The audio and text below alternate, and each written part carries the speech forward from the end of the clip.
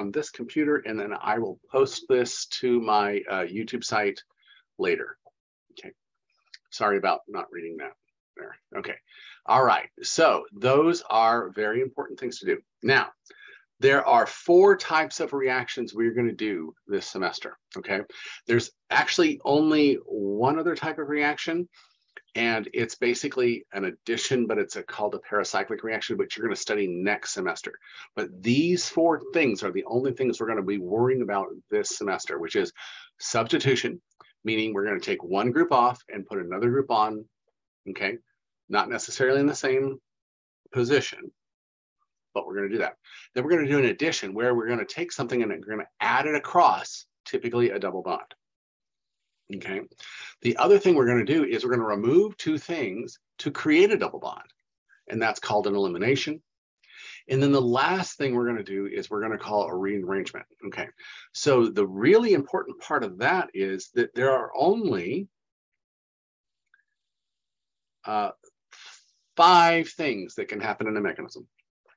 Okay, it's not a mystery. If you cannot do one of these 5 things, then it's probably not going to react. Okay, the first thing we can do is we can add a proton. So if you have an acid as a catalyst, add a proton. Where are you going to add the proton? We're going to talk about that in a minute. Second, take a proton away. Okay, that means it's a base catalyzed reaction. Which proton we're going to take? We're going to talk about that in a minute. A reaction between an electrophile and a nucleophile. Okay, electrophile, nucleophile. So a nucleophile is looking for positive charge, meaning it is Lewis base. Write this down. Lewis base equals nucleophile. Lewis base, which is something with a lone pair of electrons typically that can use those electrons to create a new covalent bond, is a nucleophile. Okay. Electrophile is something that is lacking electrons. It's electron deficient. It needs to fill an octet. Therefore, an electrophile is a Lewis acid.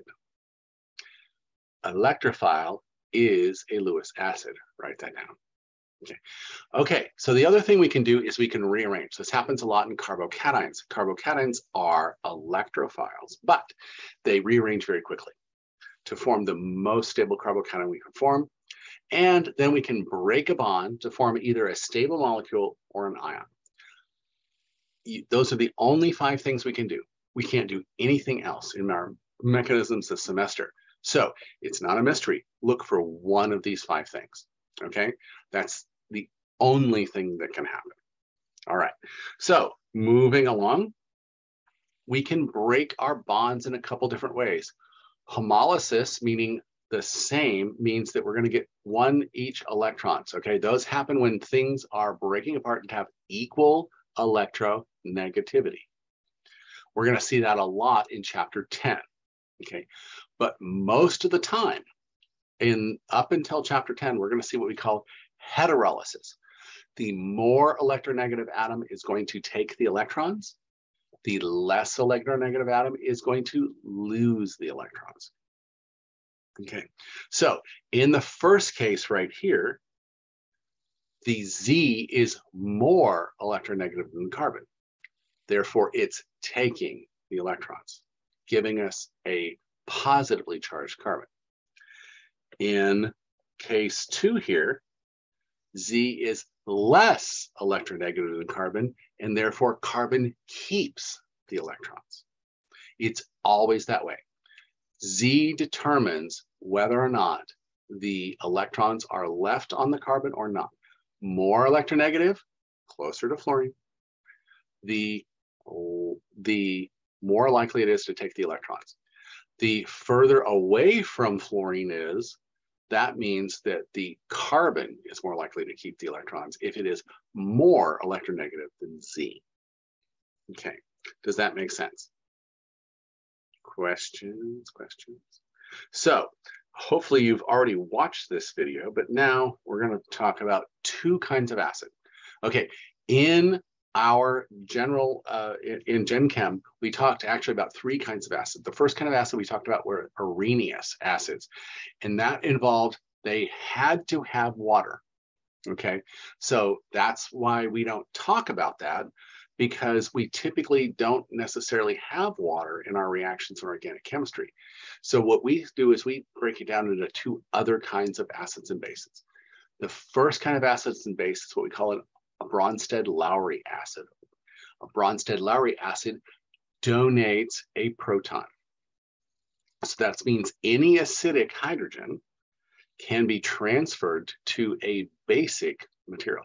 The base typically always has a lone pair to accept that hydrogen to create a new bond. Okay, so that's very important. So if we have a Bronsted-Lowry acid, when it loses that proton, it becomes a conjugate base. Okay, and when we have a base that gains a proton, we now have a conjugate acid because now it can lose that proton. So let's look at that real quick here.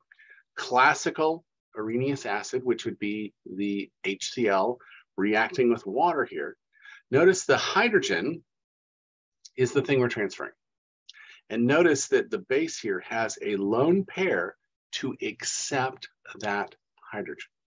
Okay, so we're going to take these electrons and use it to create a bond here. And then we're going to leave the two electrons between the hydrogen and the chlorine behind. And so we've created a transfer of a proton, and now we have a thing that can accept a proton. So that gives us our conjugate base. And now this has a proton that it can get rid of, so it's a conjugate acid. Notice that in the middle here, we have a double-added arrow. We have two arrows. That means we have equilibrium, meaning that it's not 100% all one way. It's not 100% all the other way, but somewhere in between, there's an equilibrium. And how far that equilibrium lies gives us our acidity or our acid strength. That equates to our pKa. Okay. So let's look at Lewis acids real quick. Bronsted-Lowry acids are anything with an acidic proton.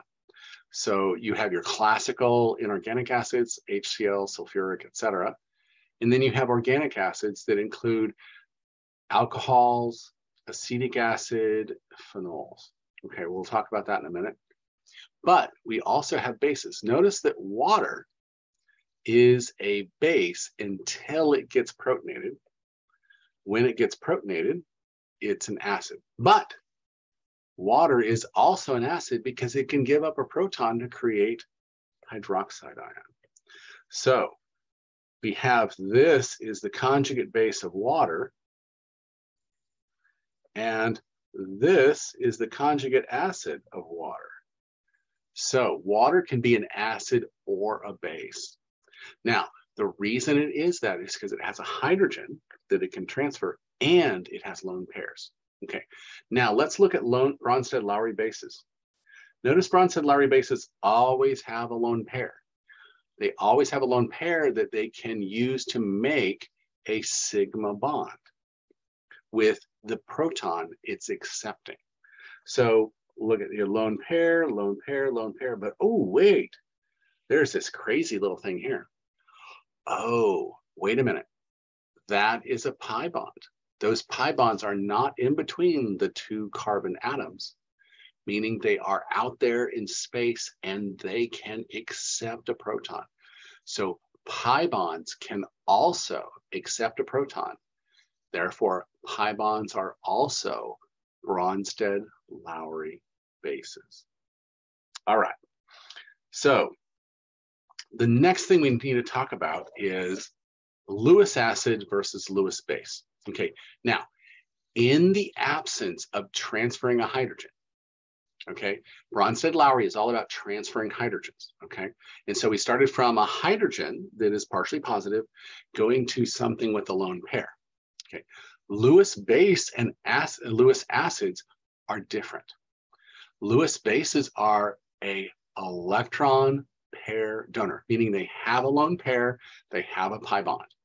Okay, that means that that lone pair, that negative charge, or that pi bond will make a new sigma bond.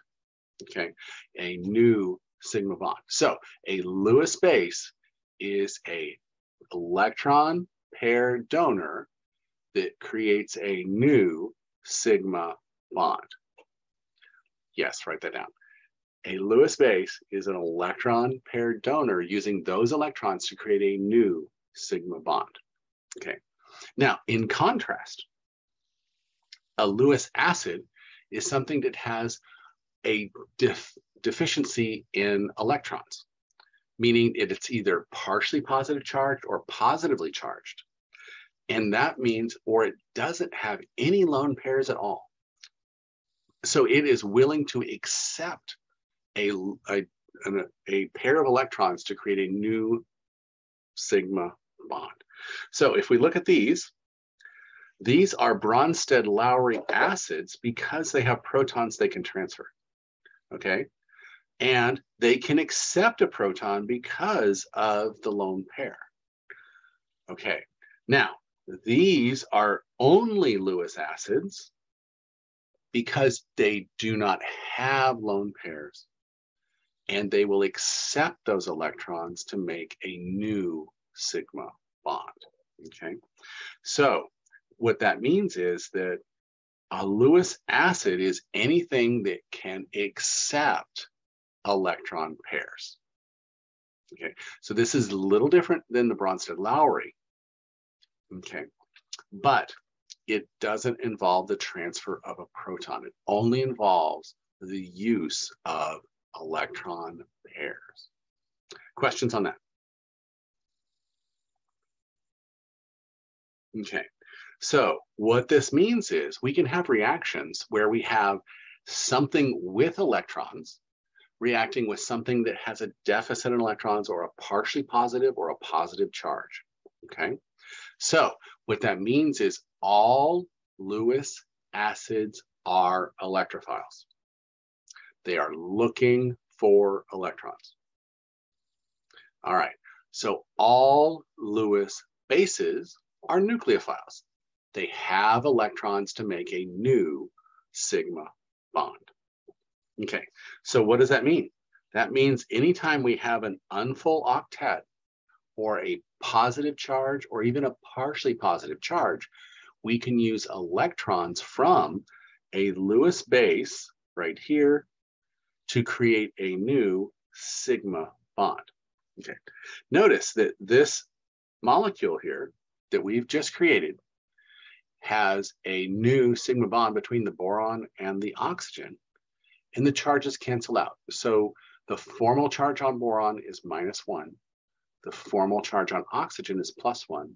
The molecule has a net 0 charge. Okay, so the joy of Lewis acid and base reactions is all of our substitution reactions are Lewis acid base reactions.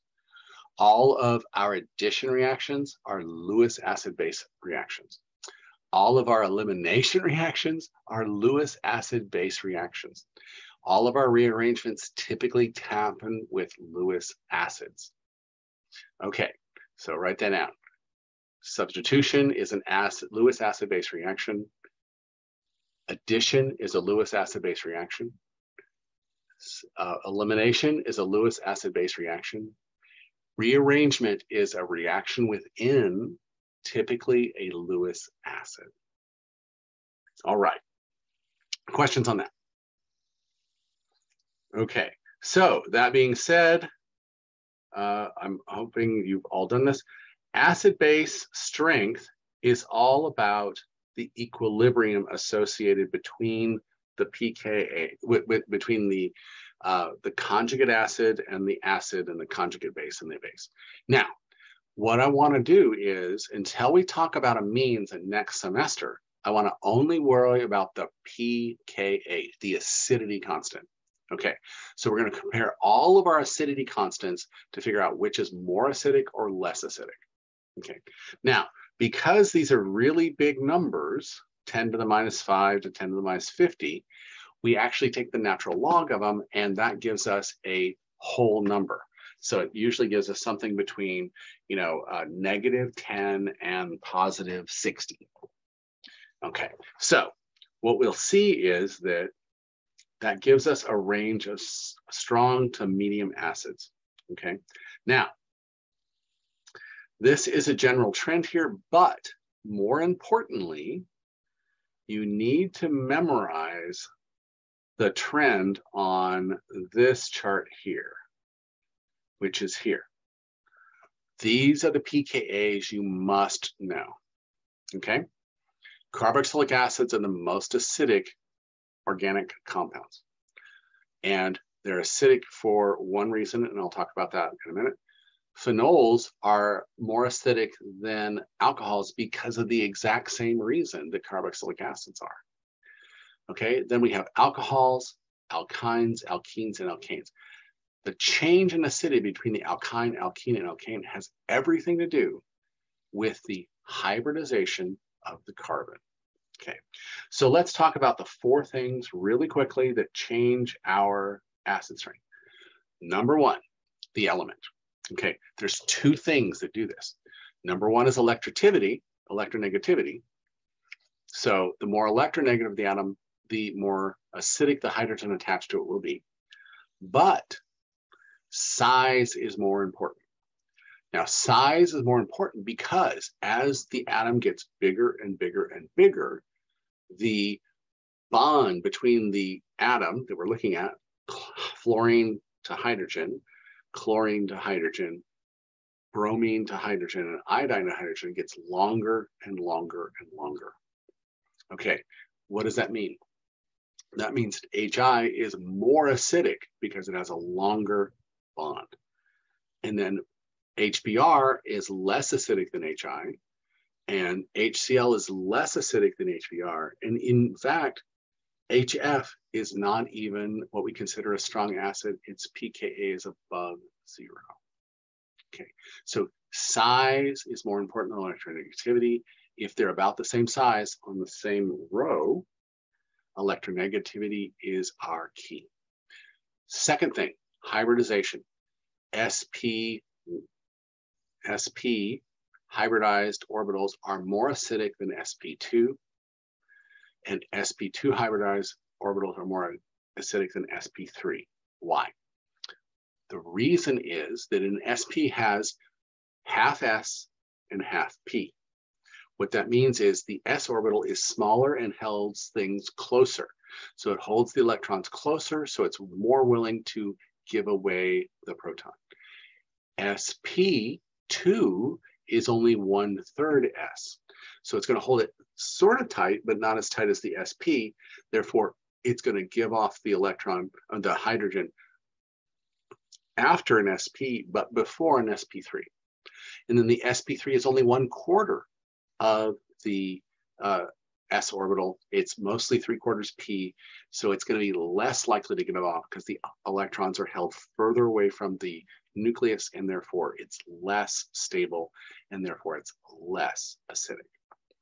All right, the third factor is resonance, and resonance comes into play specifically when we're talking about carboxylic acids and phenols. Okay, in carboxylic acids, we have a possibility for it to have the charge, and we did a thing with resonance structures where we can draw 2 resonance structures here.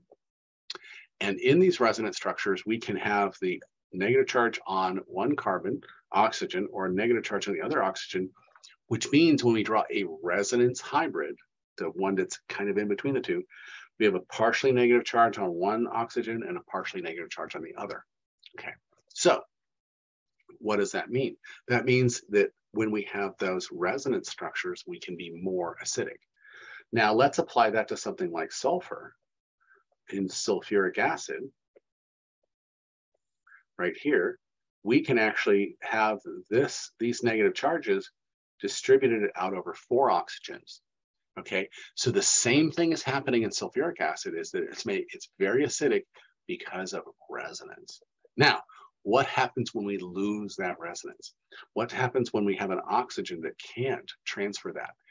If it only has to have the charge on the electronegative atom, on one atom, it's less acidic.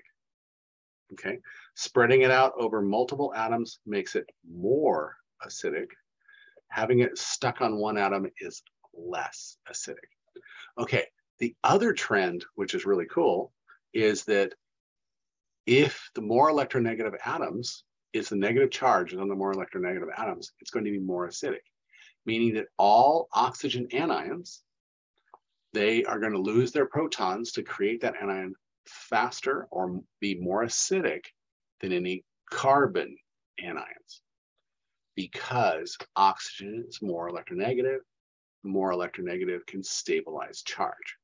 So now that brings us to our last thing, which is the inductive effect. And the inductive effect says that we can pull electron density through sigma bonds. They're pulling electron density through sigma bonds. They're not conjugated. They're not the atoms that are attached directly to the acidic thing. We're looking at ways that we can make the negative charge easier to be held on that system. So in the case of here, if we have an electronegative atom, it's pulling electron density in here. It has a polar bond. Well, which means it's going to be pulling some of the electron density from this carbon away from that carbon, meaning that it can stabilize more negative charge. Okay, now, so the stronger the withdrawing group, the stronger the acid. But because we're pulling it through bonds, the greater number of bonds you have, the less effect it has. In fact, after about 4 or 5 bonds, you don't see it at all. So the inductive effect has everything to do with pulling electrons through sigma bonds, and it gets weaker and weaker the further you go. Okay, so that brings us back to our summary here of things. So the elements, so the more electronegative goes across a row. So if we look at carbon, nitrogen, oxygen, and fluorine, okay, just across a row, they're all about the same size. Okay, so that means that carbon is less acidic than nitrogen, that's less acidic than oxygen, that's less acidic than fluorine. But as we get bigger, as we go down a row, down a column, the acidity increases, which means this is more acidic than this. Even though they have similar electronegativities, the sulfur is bigger. More polarizable equals more acidity. And HI is our most acidic acid for the halogen acids because of that. Then we have inductive effects. The more we can pull electron density away from a carbon, the more it can stabilize that negative charge. Resonance effects, common in phenols and the carboxylic acids. In a phenol, you can spread that charge out around the ring, which makes it more conjugated than just a regular alcohol, so it's more acidic. And then our last thing is hybridization. sp3s are less acidic than sp2s because they have less S character. And SPs are more acidic because they have more S character.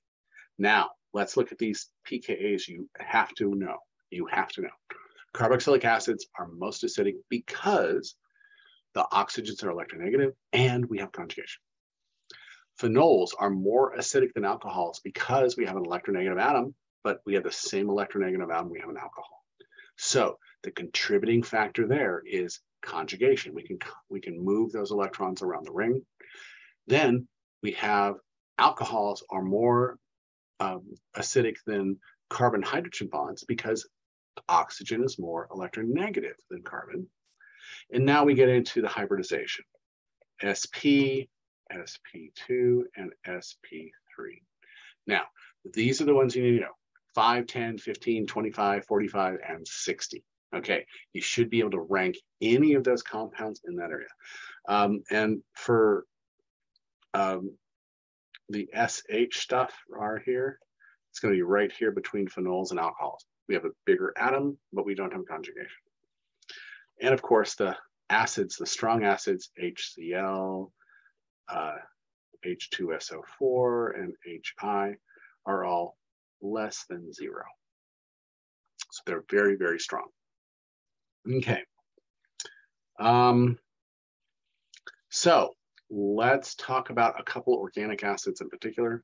We have this right here. This is acetic acid, ACOH, OHAC. Those are very common things. We're going to use that at the AC group, the acetic group, a lot. So we need to know that group.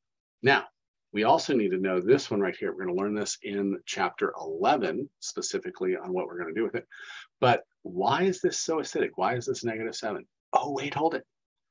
It's got resonance structures. It's got multiple resonance structures, and it's got a ring. So it can actually put resonance in this ring as well. So it's got 3 oxygens to stabilize that negative charge, plus the ring to stabilize that negative charge, meaning it's really, really acidic. So we have electronegative atoms and conjugation added together to make it more acidic. Now let's talk about some common bases we're going to use. OH is a pretty good base, okay? But we need to talk about where our equilibrium lies, okay? The next most common base we have is what we call methoxide. So we take a proton away from methanol, and that gives us methoxide, which is a strong base. In fact, it's a little stronger than OH, okay? And then we can do that with ethanol and with T-butoxide. This one we're going to use a lot, especially in the alkenes chapter, so we need to pay attention to that. But what gets even more basic than the oxygen is nitrogen. So we have this right here, sodium amide, or this lithium diisopropyl amide, which looks like this, and with 2 isopropyl groups on it. We'll talk about that in the next chapter. And that's a very strong acid. And then look, right here, this last one we have, nitrogen with a negative charge. Why would nitrogen have a negative charge? Oh, wait, hold it. It's an 1s orbital. It can have 2 electrons. So it has a full orbital, but it has a negative charge. So that means it has a pair of electrons to make a new sigma bond. Therefore, it's a Lewis base. In fact, it's a strong base. Okay, so we're going to look at that. Notice all these have negative charges. Those negative charges are going to be lone pairs to create new sigma bonds when they react. Okay, so the next thing I want to talk about is conjugate acid pairs, real quick, is that anytime you have an acid that reacts with a base, it becomes a conjugate base and a conjugate acid. So double check those videos online, okay? Now, thermodynamics versus kinetics. This is the last thing I want to talk about on this chapter here. Thermodynamics is all about the energy at the beginning of the reaction, at the end of the reaction. It doesn't matter what path you take, okay?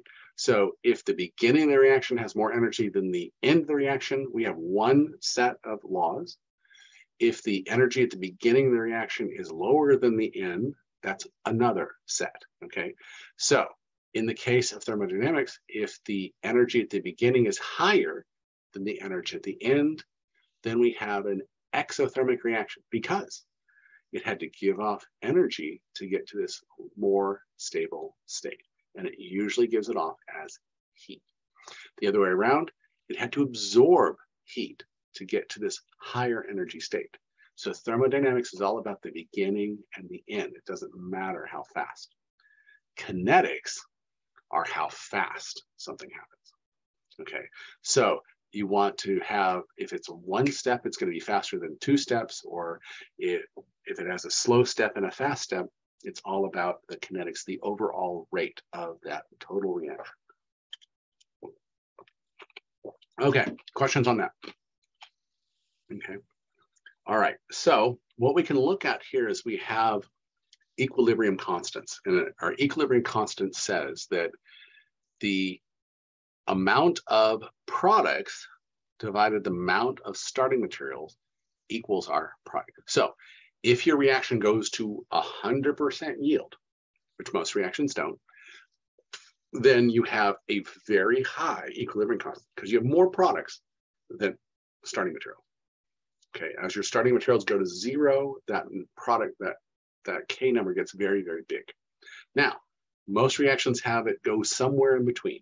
And that somewhere in between is where we get that equilibrium constant, and that equilibrium constant tells us something about the system. Now, can we force the reaction? Yes. By adding more of the starting materials or removing the products, we can disturb this balance. And that's called Le Chatelier's principle, meaning that if we remove one component of our products, it'll continue to try to go to products. If we add more of a starting material, it will continue to go to products. And so we can actually drive the reaction by either removing things from the reaction by either boiling them off or having them crash out of solution, precipitate, and we can make the reaction go. And so there's actually one cool reaction we're going to talk about later that we use that precipitation technique to drive it. Okay, so let's talk about energy diagrams. Okay. Oh, we're going to talk about energy diagrams next. So when we talk about our equilibrium constants are related to energy. Okay. We have a nice little equation for that. We have a gas law constant, the temperature, and we take that log of that material. And that creates what we call a free energy, Gibbs free energy, delta G0, okay? Now, what this means is free energy is basically energy that is not stored. So what we typically do is we equate that energy into what we call enthalpy, the heat, the bond energy itself. And we relate that with disorder. So in the case of disorder, the delta S, which is the entropy concept, if you're creating multiple compounds, this becomes really important. If you have a very high temperature, this is really important. If you're going from 5 components down to 1 component, this becomes important. Most reactions, we have 2 things going to 2 things, and they happen around room temperature. So that means that our entropy component does not play a big role. And we can say that our Gibbs free energy is approximately the same as our enthalpy, our bonds, which means we can calculate, we can measure the heat of the bonds. Okay, we can measure the energy required to do that. And so that we can say, oh, if the bond energy goes down, that means we have to give off energy because there's less stored energy in those bonds. If the bond energy goes up, that means that it's storing more energy, therefore it had to absorb energy, and typically it's as heat. Okay, so so that's the quick and dirty thing for chapter 3. If you did not watch the video, the full video, go ahead and watch that full video. What I'm going to do is I'm going to stop here, and we're going to play with our activity for the day, which is our acid-base activity. So I'm going to pull up my acid-base activity right here. That's not acid-base activity. Recent. Oh, let me pull it up as a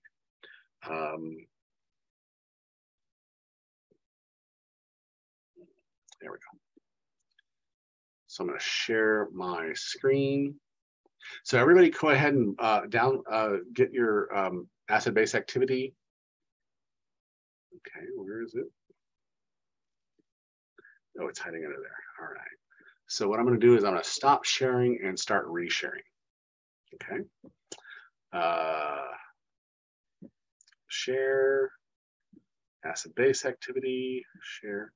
Okay, so the first thing we see in this acid-base activity is the 6 compounds you need to know. Okay, so saying that we have the difference between carboxylic acids, phenols, alcohols, alkynes, alkenes, and alkanes, the first thing I want you to do is to rate these in order of acidity. Look for the bolded hydrogen. So this hydrogen is bolded, this hydrogen is bolded, this one, this one, this one, this one. So looking at this compound, go ahead and unmute. Which one do you think is the most acidic?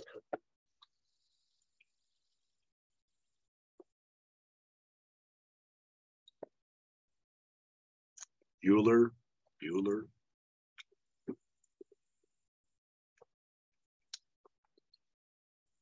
You can write in the chat too if you want.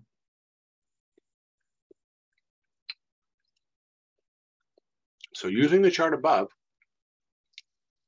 and using our functional groups that we learned in the last chapter, we should say that this is a carboxylic acid.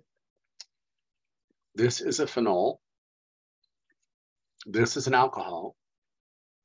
This is an sp3 hybridized hydrogen. This is an sp2 hybridized hydrogen, and this is an sp hybridized hydrogen. So with that knowledge, you can take on this right here and draw your C double bond O dash OH, benzene ring with an O here, and then an alcohol, an alkyne, which is right sp here, sp2, and sp3. Knowing those three things, you should be able to complete that thing. Now, when we're comparing the next set right here, HCl versus HI. Okay, electronegativity first, but size is more important. So you have to look at the size of those. All right, now we have H2SO4 versus water. Okay, in this case here, we're looking at conjugation. Okay, in this right here, we're looking at hybridization. And in this, well, I'm sorry, this is electronegativity, and this one is hybridization. So you should be able to do all four of the things that make acidity and basicity important are identified in each of these pairs. Okay. Now let's go to Lewis acids and Lewis bases. Lewis bases have a lone pair to create a new sigma bond. So you might want to draw in any lone pairs that are missing. Specifically on the oxygens here. I drew them on this one, but I didn't draw them on those. So you might want to look for that. And then we want to look at the Lewis acids here. Remember, Lewis acids are electron deficient, meaning they are lacking a lone pair, they are lacking an octet, or they have a positive charge. So identify your Lewis acids under those criteria. And these last two right here are identify the acid and conjugate acid, base and conjugate base for each of these pairs here. And it may look weird because, you know, you're thinking, oh no, you know, water in this case is going to be our base because it's going to accept a proton. And so whenever you see the word conjugate acid, conjugate base, think Bronsted-Lowry, think transfer proton, okay? In the case here, when we react a Lewis acid with Lewis base, we usually get a molecule out of it without a hydrogen transfer. So they're different.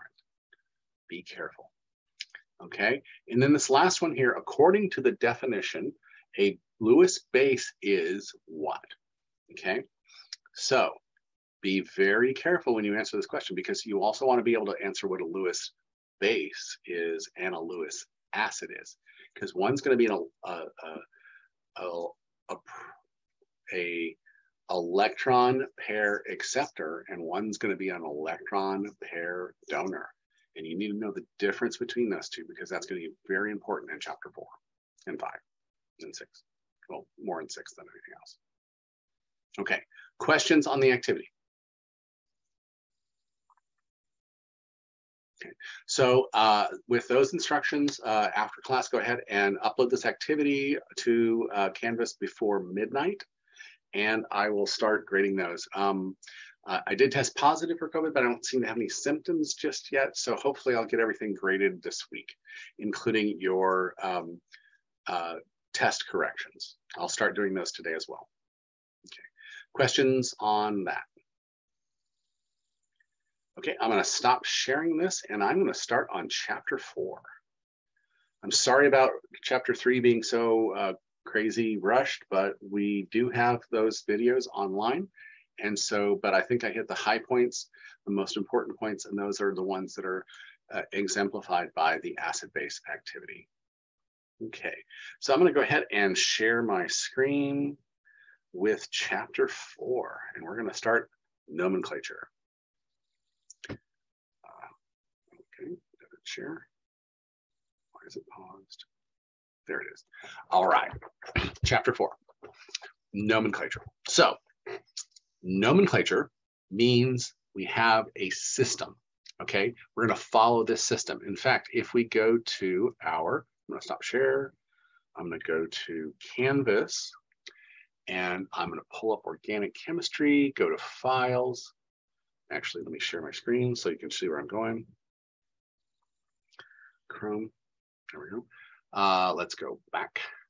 If we go to Canvas right here, we go to files, we should have something that says functional group activity. That's important. Functional groups is important. Nomenclature activity we're gonna do tomorrow, so we'll keep that up there. And under resources, we should have something that says the 5 patterns of any mechanism. Important. We just should have covered that last time. And then we should have organic nomenclature review update. Now, this is important because, number one, it gives us all our functional groups. It gives our classifications for hydrocarbons, alkanes, alkenes, alkynes, and arenes, or aromatic compounds. But then it also gives our common alkyl groups, methyl, ethyl, propyl, which we'll talk about. But it gives the rules. These rules are in order, okay? So what we want to do is we want to identify the functional group and their priority. For hydrocarbons, there are no functional groups. So what that means is we just have to start with question number 2. And we follow these questions until we're done. When we don't have any more things to talk about, we can stop. Okay, so these are the rules we're going to follow. There's only 8 of them, but we're going to follow those rules. And then when we get to the end of this, and this is a cool thing, it reminds you about primary, secondary, and tertiary. So you might want to look at that again. And it gives you common groups. But this table right here gives us an idea of where things are going to go.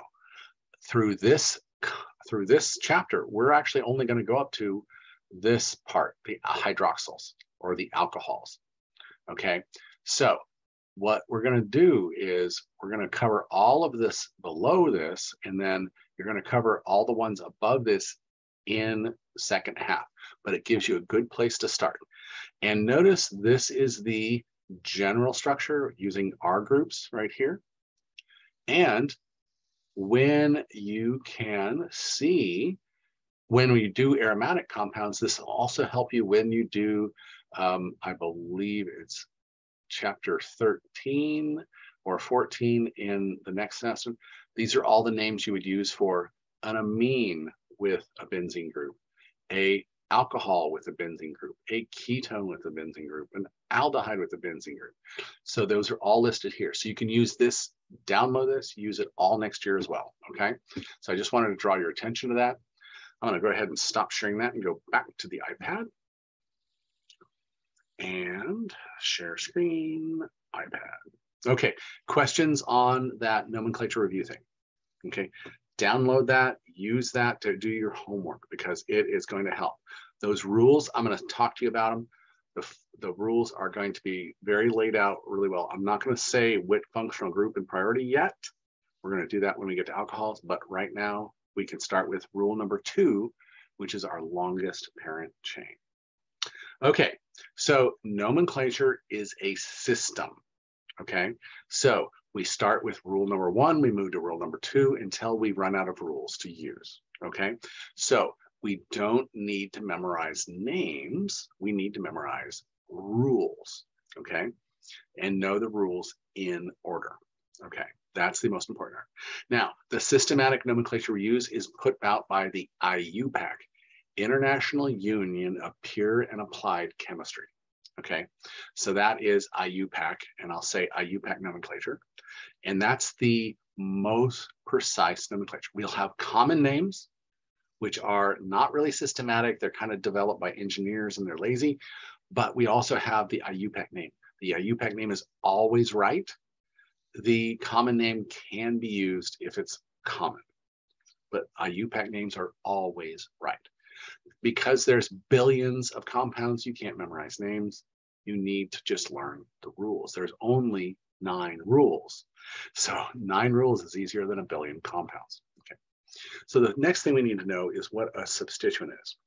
A substituent group is a functional group or a non-functional group like an alkane that is attached to something that is larger.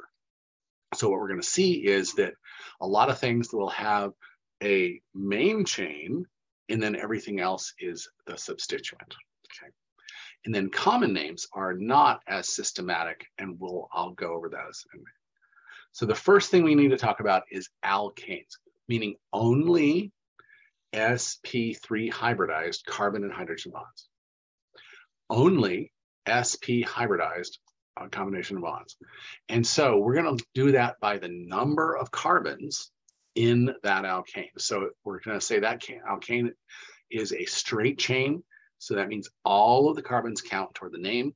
If we have 1 carbon, it's meth. 2 carbons, it's eth. 3 carbons, it's prop.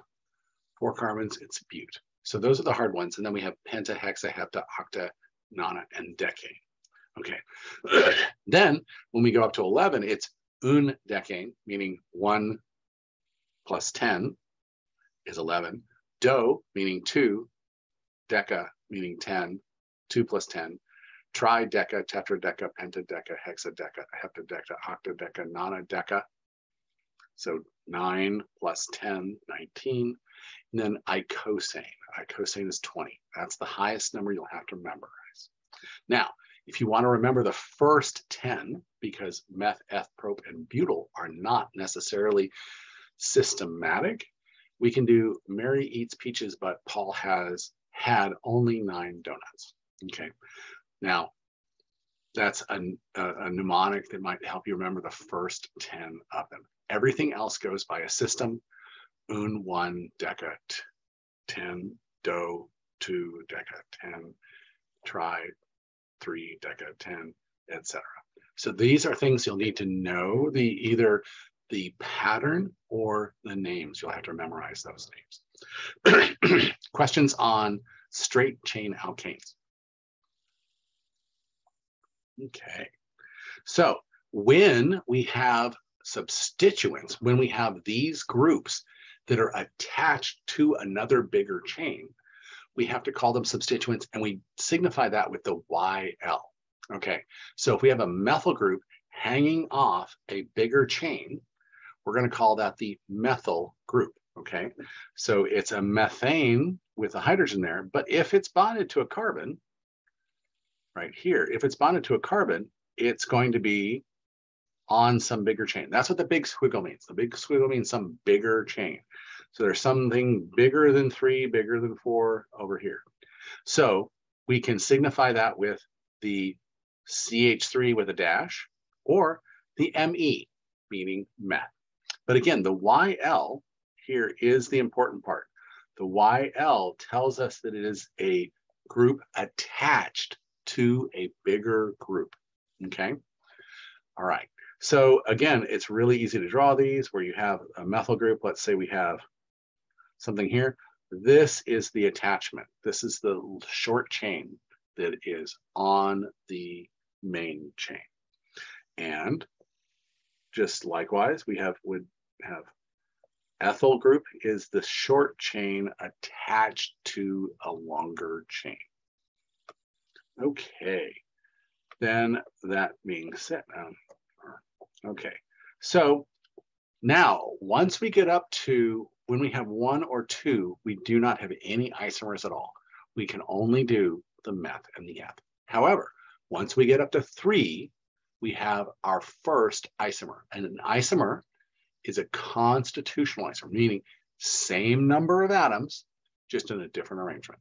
Okay, so propane right here is just a straight chain. But if we use it as a substituent, we can do it on the carbon. Come on. The carbon that it's at the end of the chain, or we can do it at the carbon in the middle of the chain. When we see this, we have a long, what we call N-propyl or just propyl, or isopropyl, an isomer of propyl. Now, the cool thing about iso is I like to call them bunny ears. They look like bunny ears. Anything with an iso in it has bunny ears, okay? So if we look at this group right here, we have our longer chain right here, and then we have 3 carbons that look like bunny ears, which make them isopropyl. If they don't make bunny ears, they're just 3 carbons. They're just the regular propyl. Okay. Now, what happens when we go to 4 carbons? Well, when we go to 4 carbons, we can now have more isomers. Okay. So if we just have a straight chain where it's attached at the end right here to the larger group here, then we have a straight chain or just a butyl, and sometimes there's an N in front of it. The N typically means normal butyl or unbranched butyl. Okay, so occasionally you'll see an N in some of the homework as an N-butyl. That means a straight butyl chain. But if you end up with bunny ears plus a CH2, you now have isopropyl. Okay, so that's a difference between the isopropyl and the isobutyl is there's one more CH2, but you still have the bunny ears. Now, sec-butyl is you have, that's a primary carbon, that's a secondary carbon. So sec-butyl is a secondary carbon attached to it. So you have an ethyl group on one side, a methyl group on the other side, and a secondary carbon in the middle. So sec-butyl. Now, what happens if you have a tertiary carbon hooked to your chain here? If you have a tertiary carbon, it's going to be tert-butyl. Okay, so we have butyl and butyl, isobutyl, bunny ears, sec-butyl, secondary carbon, tert-butyl, tertiary carbon. Okay, so those are 4 carbon substituents or side groups. Okay, questions on that? Okay, and then we have one of the big ones here is Neopentyl, and Neopentyl is basically means new pentyl, and so we have a T-butyl group plus a CH2. So that's the difference between a tert-butyl group and a neopentyl group. Now, neopentyl actually has several isomers. All the 5s have several isomers, but because they're so long, we typically name them under the IUPAC name, saying that it's going to be like this one would be dimethylpropyl, because what we like to do is, because this is our longest chain in the side group, we have 2 methyl groups on here, we're going to say dimethylpropyl instead of neopentyl. So again, IUPAC is always right. The common names can be used. Okay. All right, so let's talk about the parts of the name. There's actually 3 parts to the name, okay? There's what we call the suffix, which is at the end of the chain. There's the prefix, which is at the beginning of the name. And then there's the parent, which is the number of carbons we have. But I like to add actually one more thing, the infix. The infix tells us what kind of carbon we have, whether we have a carbon with single bonds, a carbon with double bonds, or a carbon with triple bonds. Okay, so we have parent, which is the number of carbons in the longest continuous chain. The infix, do we only have alkanes, sp3 hybridized carbons, alkenes, sp2 hybridized carbons, alkynes, sp hybridized carbons? And then suffix is the functional group present. And so with an alkane, it's going to be actually the letter E. The letter E tells us we don't have any other functional groups. And then the prefix tells us where all the other carbons are attached. So it's prefix plus parent plus suffix. Okay. Oops, wrong. There we go. All right. So rule number 2 is find the longest chain. Okay. The longest chain is not necessarily in a straight line. So you need to count, okay? So for example, in this one right here, we would say, oh, look, we have 1, 2, 3, 4, 5, 6, 7, 8, 9 carbons in that chain. Yay, that's our longest chain, right? No. Let's do the other way. 1, 3, 4, 5, 6, 7, 8, 9, 10, 11, 12. So that means our longest chain is not the one that's horizontal. Our longest chain is actually the one that zigzags around. Okay, so because we have 12, we have dodecane.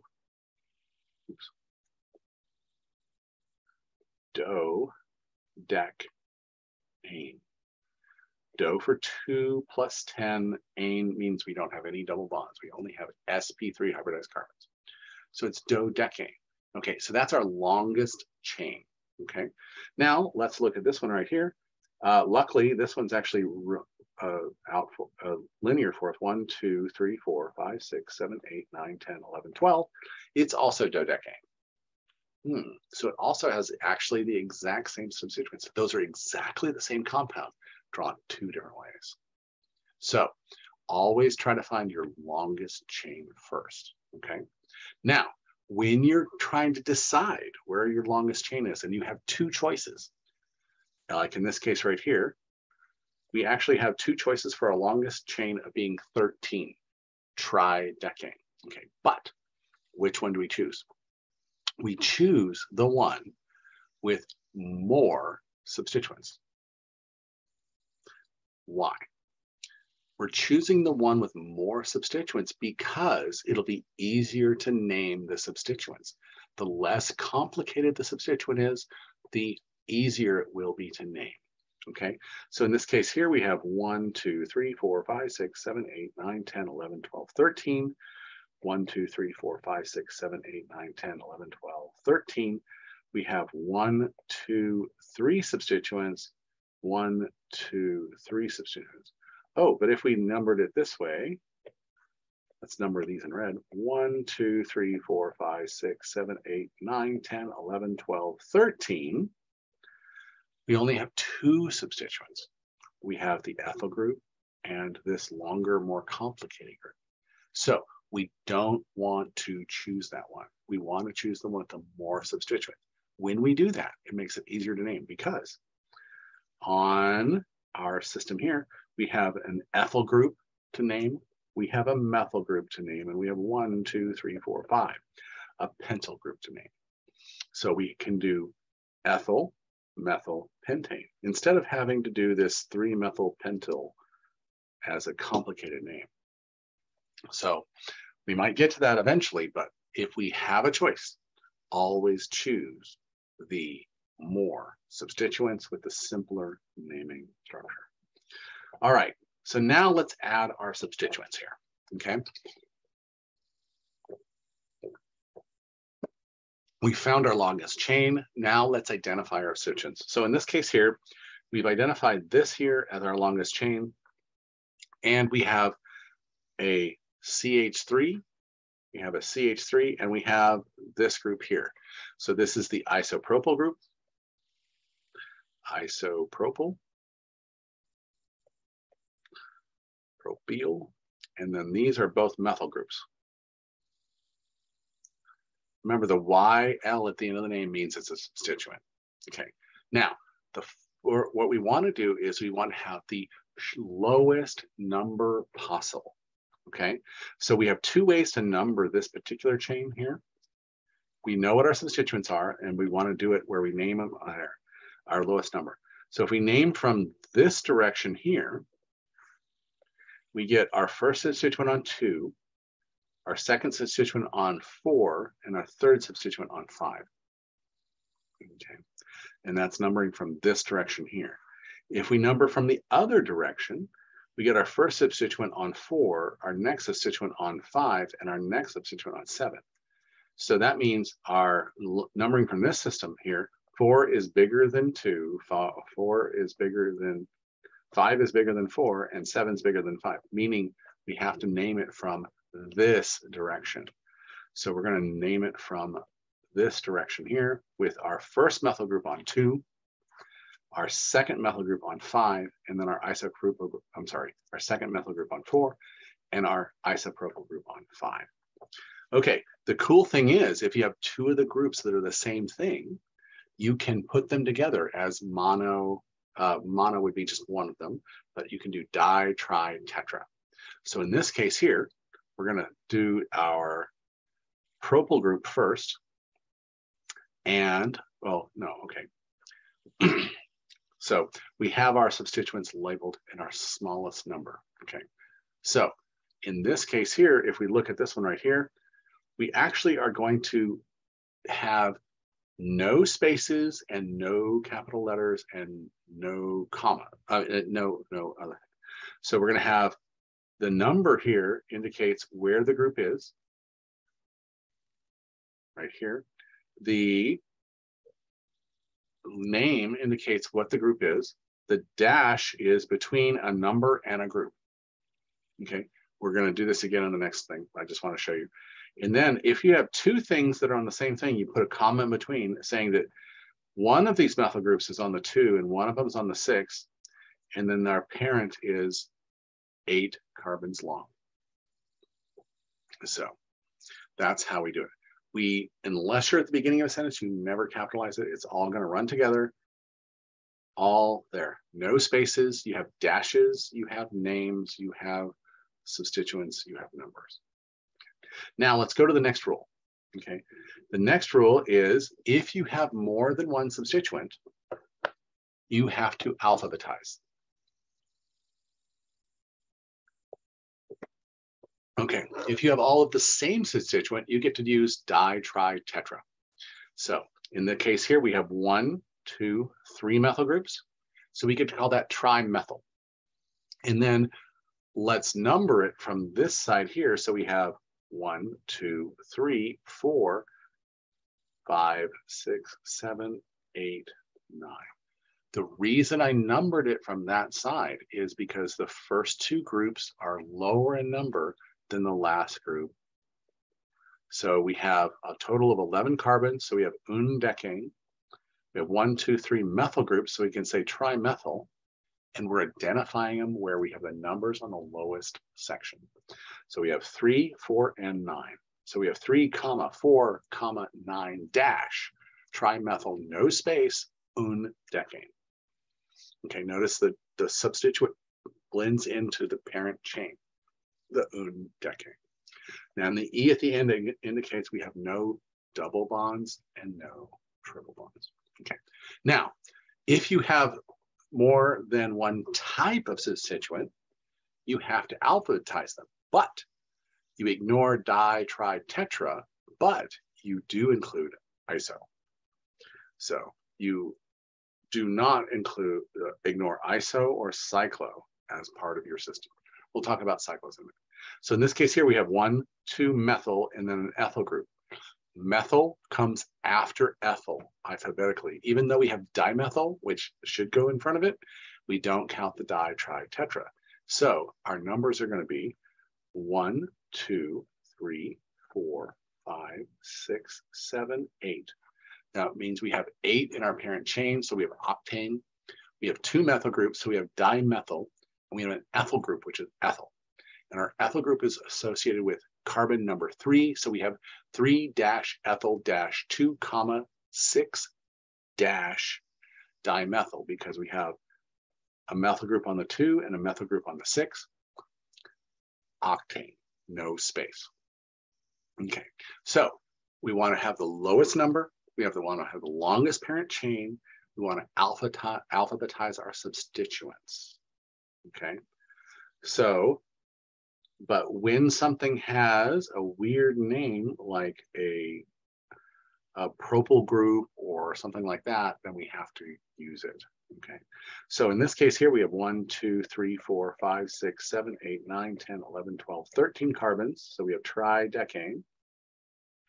Okay, numbering from this side, we have 1, 2, 3, 4, 5. Numbering from the other side, we have 1, 2, 3, 4, 5, 6, 7. So we have to number from this side. So that gives our first substituent at 5 and our second substituent at 7. And so that we have to find this parent chain, 1, 2, 3, is our longest parent chain. So that makes it a propyl group. And in this case, we have a 1, 2, and 3 for our propyl group. So we have 1, 2 dimethyl, propyl, And then our ethyl group is on the 5-ethyl tridecane. So let's look at that whole thing by itself. Okay, so in this case here, we have the 7 because this carbon is attached to the 7 carbon. This substituent is in brackets because it's complex, okay? It's 1,2-dimethylpropyl, bracket, okay? If it was just a propyl group, we wouldn't have to put a bracket in it. We just put it where it was. And then we have a dash. We always have a dash between the substituent and the number of the next one.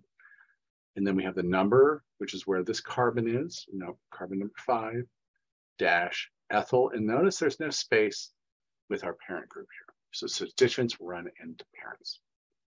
The only time we don't ignore the prefixes on our nomenclature is when they are iso, because isopropyl is a specific type of group, or cyclo, when we have a cyclic compound. And we'll talk about cyclic compounds in just a minute. All right, questions on that? So again, it's the steps. This is our third step, okay? Longest parent chain. We need to find the slowest number that we can have our substituents on. We need to alphabetize our substituents. So we're only on rule 3, but we have 3 specific rules we follow in that order every time. All right, so the next part of the rule, to summarize on this, find the longest chain. You may have to turn a corner, it may actually go around in a circle, who knows? Just keep looking until you find that longest chain. That becomes our parent hydrocarbon. That's the last part of our word, okay? Now, the next thing is find all the substituents. If it's not part of the parent chain, it's a substituent, okay? Every substituent has to be associated with a carbon number. So we always want to put a number dash what the substituent is dash number on which the substituent's on, etc. until we're done. No spaces, no commas, and only hyphens between numbers and letters, not between letters. And don't capitalize it. And then when we have 2 or more, you can use di, tri, tetra, but you ignore those when you are alphabetizing. But you do not ignore anything else in the rest of the name. You do not ignore iso and cyclo. All right, so we're going to do a nomenclature activity tomorrow. I'm going to let you play with the homework tonight, and so you'll get this down, and then we'll do the nomenclature activity tomorrow. Okay, now cycloalkanes. So cycloalkanes are like regular alkanes, except they're in a ring.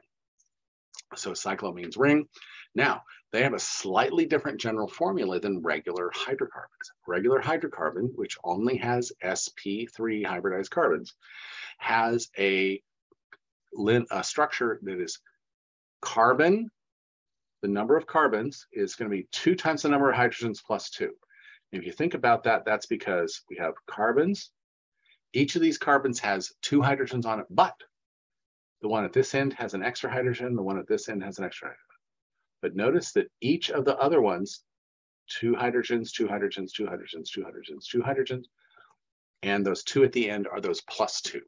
So straight chain hydrocarbons are N carbon, however many numbers of carbons you have, you're going to have 2N plus 2 number of hydrogens.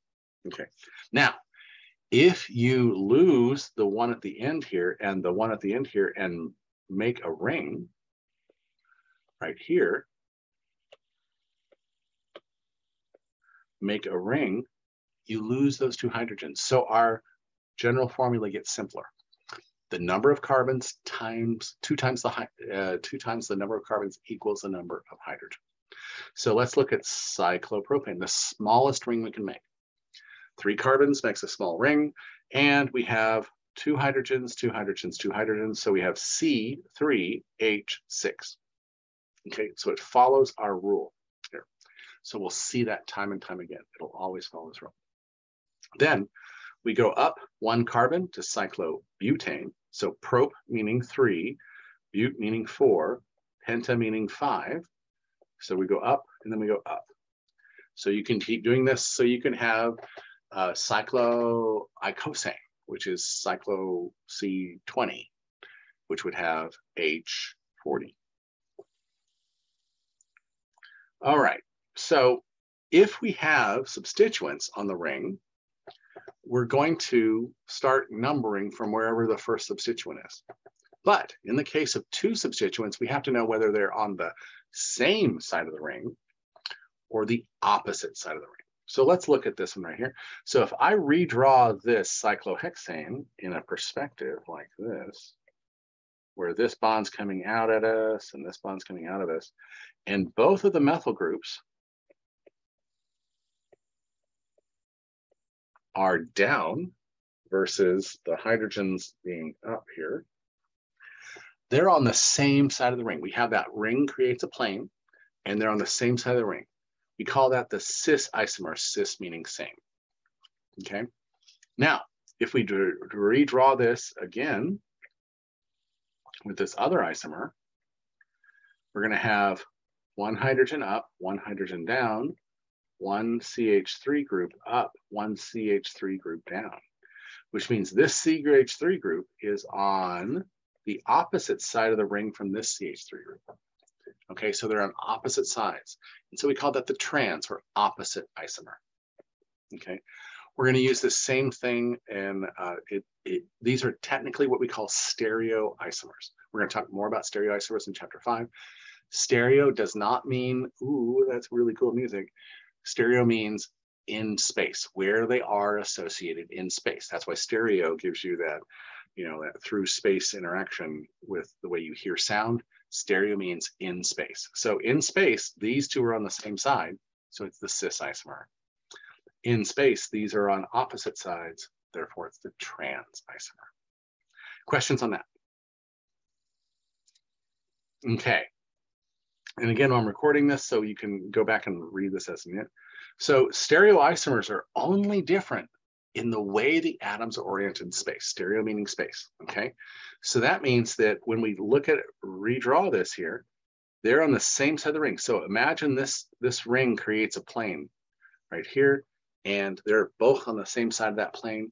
That gives us our cis group. And imagine this is creating a plane here, and one's above the plane and one's below the plane, therefore it's our trans isomer.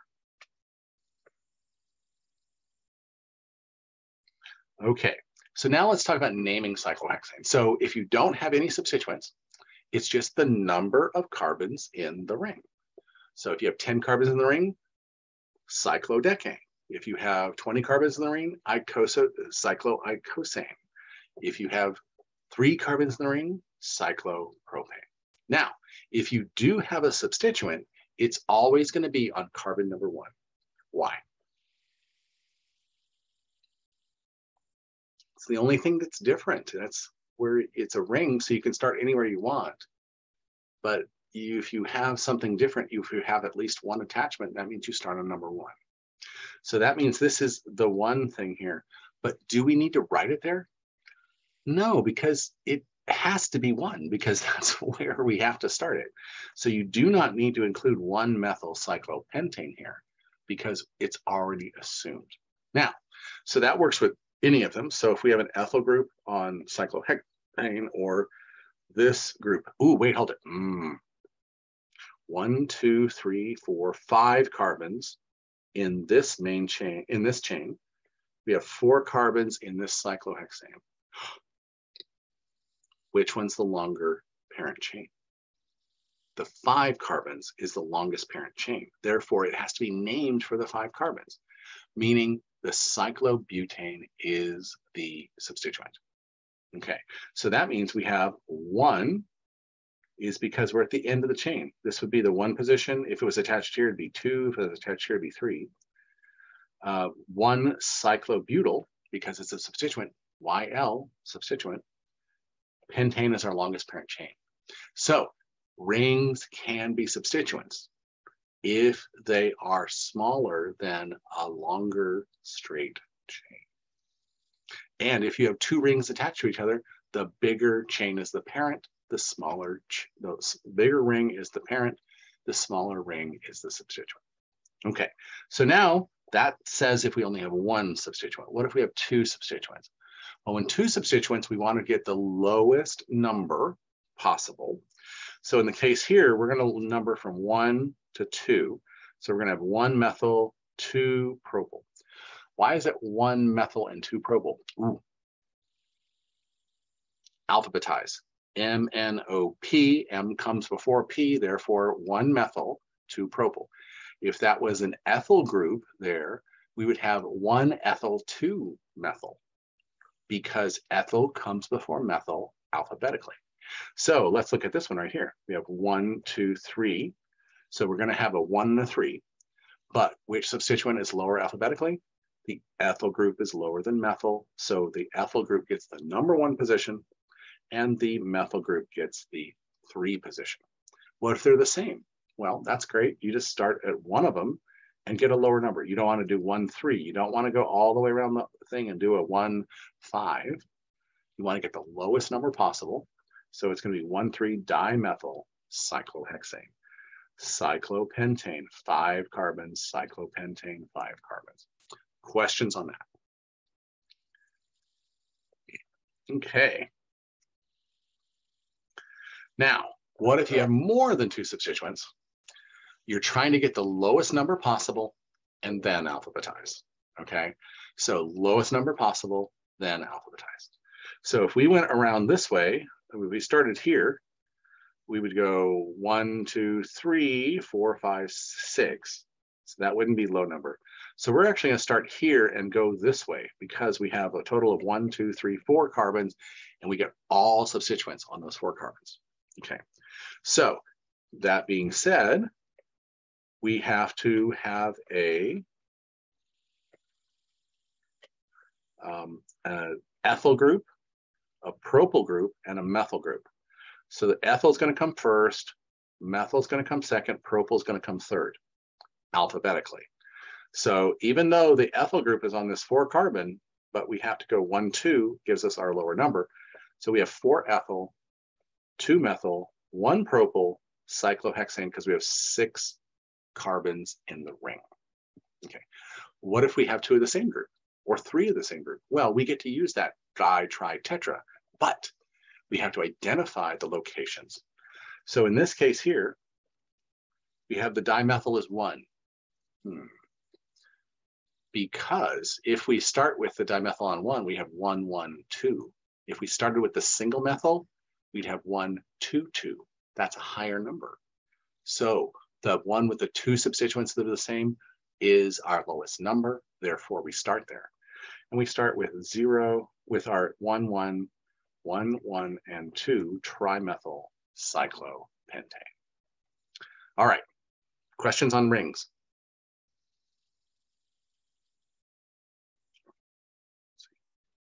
Chat went away for some reason. Oh, there you go. All right. Okay. So let's do some examples here. All right, let's see. We have 1, 2, 3, 4 carbons. We have 1 carbon, 1 carbon, and we have 1, 2, 3, 4, 5, 6. Okay, so I think that now we have our cyclohexane as our parent because it has the longest number of carbons. Okay, so I'm going to write down cyclopentane. I'm sorry, hexane. Okay, cyclohexane, 6 carbons, hexane, sorry. And to get the lowest number, let's number here 1, 2, 3, 4, 5. That doesn't look like the lowest number. Let's try again. 1, 2, 3, 4. And then let's try this one. 1, 2, 3, 4. So which is the right one? The blue one, the red one, or the green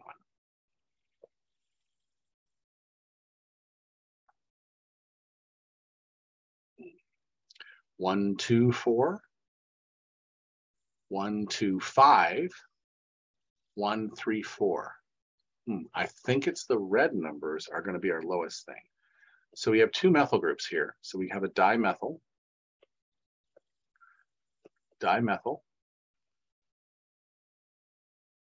and we have 1, 2, 3, 4. That's a butyl. All right, let's put this all together. We're going to only use our red numbers here. So that means we have butyl comes before methyl. So we're going to do 4-butyl. Oops, no capitals. Butyl.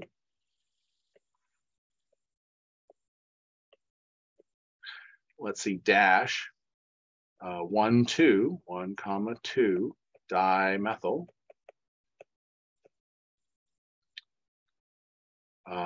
Cyclohexane.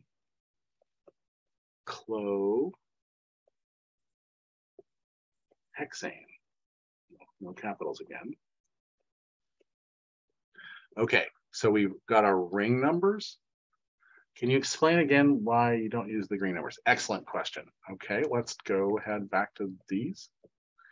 Okay, so whenever we're numbering around a ring, we need to have the lowest numbers possible. So if we look around these red numbers, we would have a 1, 2, and 4. If we look at the blue numbers, we have 1, 2, and 5. Those are commas.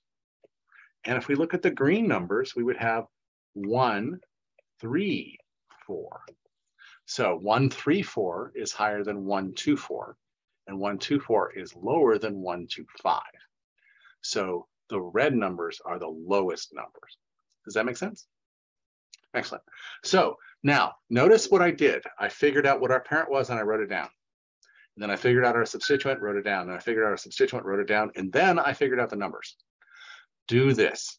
And then once you have all those written down, you add them all together to get your number. So because I got everything in order, I can go, okay, let's do our alphabetization. That's the last thing we're going to do. 4-butyl-1,2- dimethyl, no space, cyclohexane. If you use that method, it's really easy. Okay, so let's look at this one right here. We're going to go with, let's see, this is 5 carbons, this is 4 carbons, so that means the cyclo is the bigger number of carbons, and it's cyclopentane. Is that right? 1, 2, 3, 4, 5? Yeah, cyclopentane.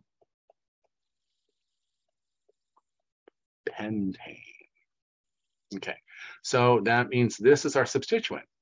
Ooh, that substituent has 1, 2, 3, 4 carbons on it, so it's a butyl substituent, but it's a special shape. It took to a secondary carbon, which makes it sec-butyl. Butyl. No Y there. All right, so that's our thing. And so do we have to use a number? We only have one choice. It has to be on number 1. So we can call this, our final name is going to be sec-butyl cyclo, no space, pentane. All right. Notice there's a dash between sec and butyl here. That's just telling it's a secondary butyl. It's not a tert butyl. It's not an isobutyl. So we want to make sure that it's specifically that way. Okay. So did you see how I did it where I got the longest chain, I got our substituents, I identified the number, but because it's only one attachment on a cyclo, we don't have to include the number. All right, let's do this one. And we have 10 minutes left. So let's go ahead and run through this. 1, 2, 3, 4, 5, 6, 7. So that's 7. 1, 2, 3, 4. 1, 1, 2. So this is 4. This is 1. This is 2. So 7 is our largest number. So we're going to name it for the ring. All right. So 7. 7. Is that? Oops. Cycloheptane. Cycloheptane. Doesn't look spelled correctly. It is spelled correctly. Ane. There we go. Cycloheptane. So we got our main thing. Now we have 3 substituents. We have a butyl, and it's an N-butyl. It's a normal butyl. So we just have to use butyl. Butyl. We have a methyl. ol. We have an eth ol. Oh, no capitals. Ethyl. Okay, so alphabetically, this is going to be the first one. So this is going to be, let's call this A, this is B, this is C for alphabeticals. Okay, so now we need to do our numbers. So let's look at our numbers. 1, 2, 3, 4, 5, 6, 7. So it can't be that. Okay, let's do 1, 2, 3, 4. That's not bad. 1, 2, 3, 4. Okay, so we have 1, 2, 4 and 1, 3, 4. So we're going to have to use the red numbers. Okay, so our butyl group here on the red numbers is 4 butyl. Our meth is 2 methyl, and our ethyl is 1 ethyl. So let's string that all together and do it down here with, let's see, butyl came first. So we're going to do 4 butyl dash 2, no, yes, 2, no, ethyl came second, so it's going to be 1 ethyl dash 2 methyl, no space, cycloheptane.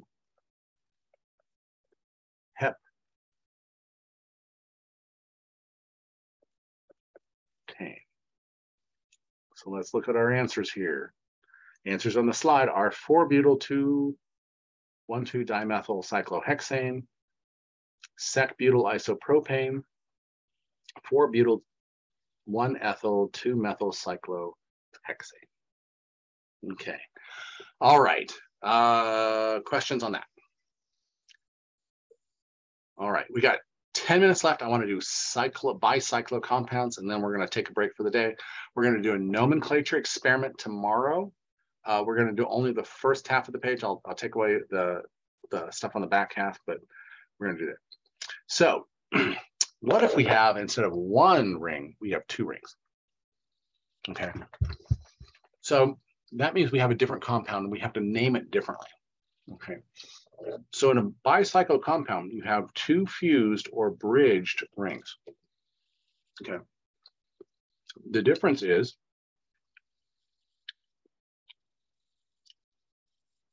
these are fused rings. This is a bridged ring because it has something that goes from one side of the ring to the other side of the ring. Okay. So that's the difference. Okay. Now, all of them have what we call bridge heads. That's the carbons that both rings have in common. So in the case of the fused rings, that'd be this one and this one. In the case of the bridged rings, it'd be that one and that one, or this one and this one. So that's where all of the things come together. Okay. The bridges are the carbons that are connecting the bridge heads. Okay. So if the carbons connecting the bridge heads are bridges, then we can name all of them. Okay, so these are bridges. These are bridge heads. Oh, and look at this. We have this one carbon here. That's also a bridge right here. Okay, so knowing how many carbons are in each bridge and where the bridge is helps us look at this. Now, how do we name this? Well, we look at the total number of carbons in both rings. So in this case here, we have 1, 2, 3, 4, 5, 6, 7, which means we have a bicycloheptane. We have 7 carbons in a bicyclo compound. So it's bicyclo, 2 cycles, heptane. It's not bicycloheptane, bicycloheptane. Okay, so let's look at that. So when we name these things, we do the same thing we always do. we identify the parent name. The parent name is the largest number of carbons. Assuming the bicyclo compound has the largest number of carbons, we're going to say bicyclo and then whatever number of carbons that is. Okay, but because we can have different arrangements with and without, with bridged or fused, we have to figure out how to separate those in our head. So what we're going to do is we're going to start by counting the total number of carbons to give us our bicyclo name, but we're going to count the number of carbons in each bridge, and that helps us identify how many bridges we have. Okay, so what that means is we have to count these two carbons as a bridge, these two carbons as a bridge, this carbon as a bridge, but this carbon and this carbon are bridge heads. So we don't use them in identifying our name. So in this case here, we have two carbons in a bridge, two carbons in a bridge, and one carbon in a bridge. We identify that with our little bracket. And a 2 for the first bridge, we always start with the largest number, which is backwards from other things. But 2 for our second largest bridge and our third largest bridge. Okay, so it's 2.2.1 in brackets. So we have bicyclo bracket 2.2.1 bracket heptane, no spaces. Okay, what if we have a fused ring, meaning we have 0 carbons in that third bridge? And this one right here, we have 1 carbon in this bridge, 1 carbon in this bridge, and 0 carbons in that bridge. So we note that as a 0 because we have 0 carbons. So we have bracket 1.1.0. 1 on this side, 1 on that side, 0 on this side. So that means all fused rings will have a 0. All bridged rings will have numbers, 3 numbers other than 0. Okay, so that means that this is bicyclo bracket 1.1.0 fused bracket butane. Okay, so let's do a couple examples here. Let's do this one right here. Okay, there's a few ways to draw these things. Okay, now when you're drawing these things and you're asked to draw them for, I would start with the bridgeheads. And when we're numbering things, we also want to start with the bridgeheads. Okay, so let's look at where our bridgeheads would be. Here, it's going to be this carbon and that carbon are our bridgeheads. If we redraw this, this is the exact same compound with this bridge right here is being put into the middle here. And we have 1, 2, 3, 4, 5, 6 carbons in a big ring. Okay, now, okay, so these are the exact same compound, they're just drawn 2 different ways. So let's look at this. We have a bicyclo compound. We have 1,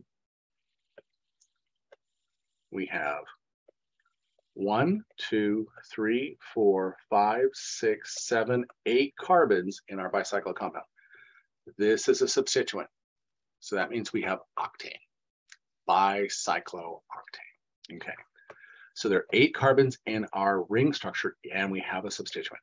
Now, when we number around the system, we start at a bridgehead and you go around the biggest loop first, the second biggest second, and the third biggest third. Okay, so we have to start at someplace here. Let's start with 1 here. Then it goes 2, 3, 4, because there are three carbons in that bridgehead. It's bigger than the next one. This one only has 2 carbons in its bridgehead. This one has 1 carbon in its bridgehead. We have to go around the largest ring first. Okay, so that being said, that brings us up to 5. Notice we stopped at that bridgehead. Okay, now we're going to go around the second ring now. Okay, we have 1 bridgehead with 2 carbons, 1 bridgehead with 1 carbon. So we have to go 6, 7.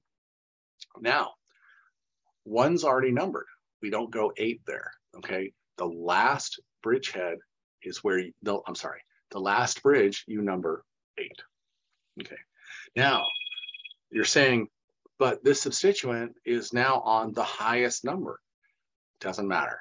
You always go around the largest bridge first, the second largest bridge second, and the third largest bridge third. If you have a choice, you'll try to put the substituent on lower number if they're the same number of carbons in their bridge. But if you don't have a choice, biggest ring first, second biggest ring second, smallest ring third, always. So that brings us to a methyl group on our 8 carbon.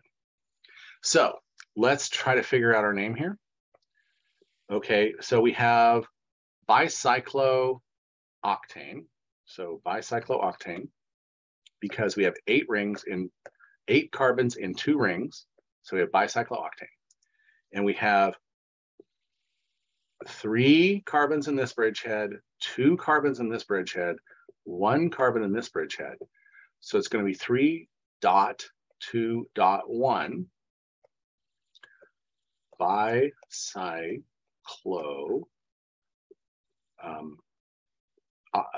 octane. And we have a substituent on the number 8 carbon. So it's going to be 8-methyl. Okay. So what did we get it right?